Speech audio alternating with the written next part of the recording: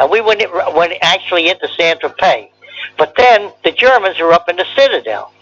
We were down below, like the town square there in St Tropez, and of course there were buildings between us and the citadel, so you were safe. But if you walked out to either side, where those streets that look up toward the citadel, they'd shoot at you. I had men up on the roof of those buildings there, and they were shooting back at the Germans in the citadel. When we were sniping at them, and we were in, I think that was, I'm not sure if I can't remember, was it a hotel or what that was facing the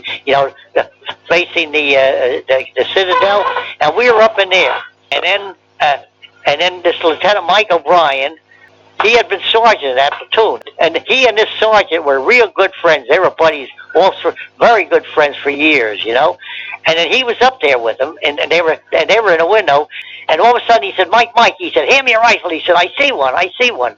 So Mike O'Brien handed him a rifle, and he was there in the window, and he says, all of a sudden, he said, Mike says, he saw all of a sudden there was a splat, like a sound, like a crack.